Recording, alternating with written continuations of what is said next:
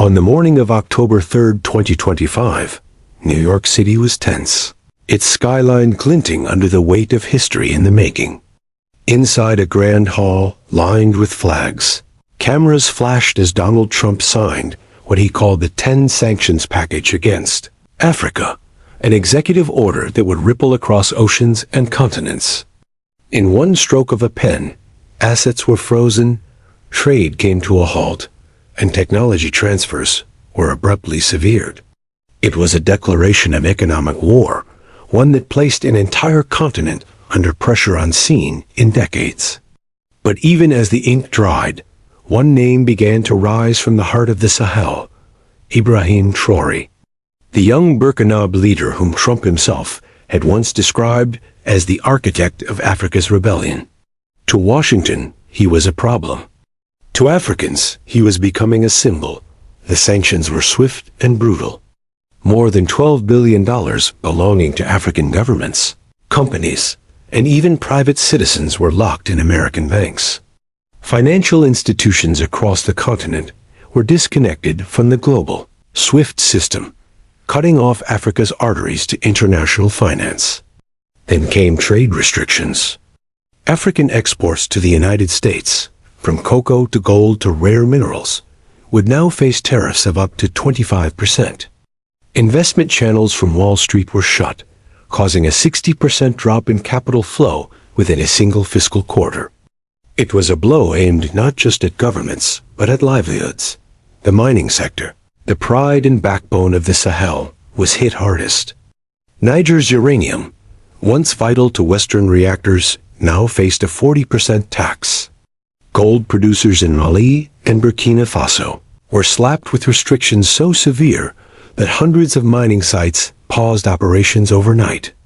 And as if to ensure no corner was spared, military cooperation contracts worth $1.8 billion were canceled, helicopters grounded, supply chains disrupted, and spare parts for vehicles trapped behind new customs barriers. In one move, America had not only attacked Africa's economy, but also its ability to defend itself. The digital front was next. Africa's dream of entering the 5G era vanished as $900 million worth of telecom contracts were voided. Satellites that once connected rural hospitals and schools were denied access to U.S. technologies. Families suffered too. Under the new rules, African immigrants in America could send home no more than $1,000 per month. Anything above would be blocked, cutting off more than $1 billion in annual remittances. For countless families in the Sahel, this was not an abstract policy. It was food off their tables. Visas were slashed by 80%. Scholarships were revoked. 15,000 students found themselves stranded mid-semester, their dreams suddenly frozen like their nation's assets. Aid shipments were halved, medical imports taxed 50%, and even humanitarian programs faced new bureaucratic chains. A 10th and final measure was diplomatic. Africa's leaders were banned from more than 20 U.S.-hosted international conferences. They were told bluntly that Washington no longer considered them partners, but pariahs. In a press conference that followed, Trump listed his justifications. 5 reasons, he said, demanded decisive action. The first, he claimed, was the gold oil axis.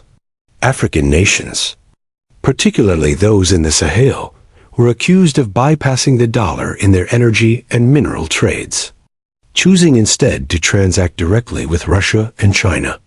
This, Trump declared, is a direct attack on America's financial dominance. He pointed to Angola, Nigeria, and South Africa, where early experiments with non-dollar trade had begun to surface. What Washington saw was not sovereignty, but sabotage. The second accusation was monetary, the birth of a new African currency, the Afro. For years, economists in West Africa had dreamed of freeing themselves from the CFA franc, a colonial-era currency still tethered to France's treasury. Trump called it a weapon aimed at the Western financial order. He argued that replacing the CFA with a pan-African currency could destabilize the global financial system. For Africa, it was dignity. For Trump, it was defiance. The third reason invoked fear, terrorism. Trump portrayed the Sahel as a new Afghanistan, a region where jihadist groups could thrive under weak governance. He pointed to recent attacks in Mali and Niger, using tragedy as justification for a continental crackdown. Yet critics noted the irony. Decades of Western intervention had failed to curb extremism, and Africa's new governments were finally seeking homegrown solutions. The fourth accusation hit the nerve of the global economy: control over natural resources. Western companies had long dominated African mines, oil fields, and infrastructure contracts. But in the 2020s, nations like Niger, Mali, and Burkina Faso began nationalizing their assets, handing them to Russian and Chinese firms. To Trump, that was treachery. They are turning their backs on civilization, he said. To Africans, it was justice long overdue. The fifth and final justification was personal. Trump singled out Ibrahim Traoré, calling him the mastermind of Africa's rebellion. At 36, Traoré had become one of the youngest leaders in the world, a soldier turned statesman who refused to bend. Trump accused him of spreading anti-Western populism across the continent and forging an ideological alliance with Moscow and Beijing. If Traoré leads, Trump warned, Africa will fall. But those words, meant as a threat, became the spark of a movement. The world turned to Ouagadougou, expecting a humbled response. Instead, Traoré's reply came with fire, 5 counterpoints that would echo far beyond Africa's borders. Standing before his people beneath the blazing Sahelian sun, Traoré addressed the world. His first point struck directly at the so-called gold oil axis. For centuries, he said, Africa's gold has filled Western vaults. Our uranium has powered foreign cities, while our own people live in darkness. And now, when we choose to trade freely, we are called a threat. That is hypocrisy. His words cut deep, resonating across airwaves from Dakar to Dar es Salaam. Second, he addressed the Afro. No nation can stand tall while its money is printed in another country's treasury, he declared. The Afro is not a weapon. It is a symbol of self-respect. He invoked history, from colonial exploitation to economic dependency, and asked, "Do you fear our freedom so much that you punish us for dreaming of it?" The crowd erupted. Third, he dismantled Trump's terrorism claim. It was not Africa that failed, he said. It was the West. He recounted decades of foreign troops, billions spent, and endless operations that left the Sahel more unstable than before. You left us your wars, he thundered, and now you blame us for your failures. Fourth, he spoke of resources, the blood of Africa's soil. For too long, our minds were carved open for others' gain.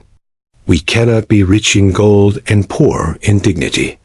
Taking back what is ours is not rebellion, it is redemption. His voice, steady and strong, rose like a drumbeat across the continent. Finally, he answered Trump's personal attack. President Trump does not understand Africa, Traoré said.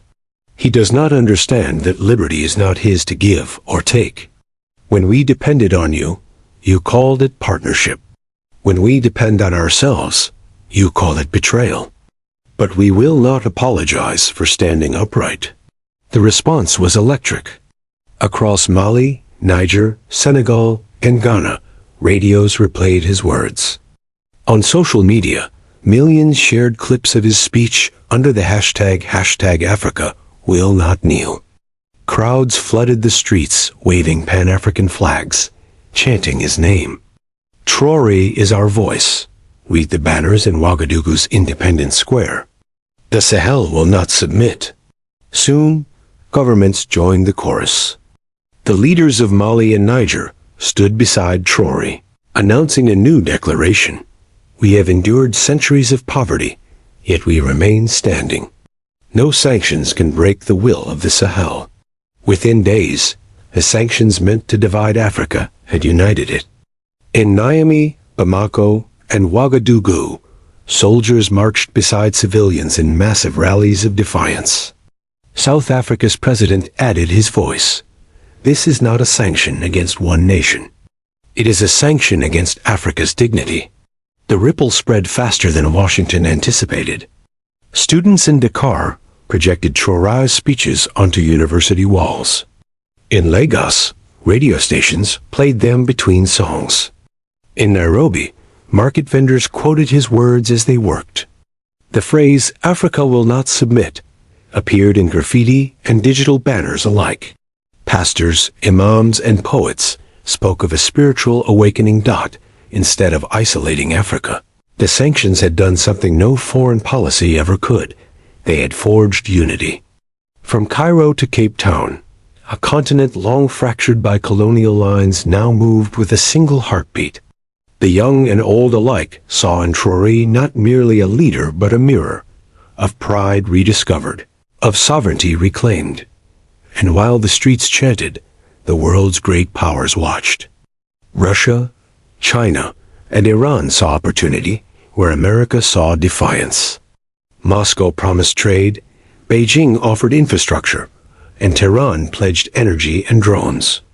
The Sahel, once dismissed as barren land, had become the front line of a new global struggle. What began as sanctions was turning into something far larger, the birth of a movement that would soon reshape the world order itself.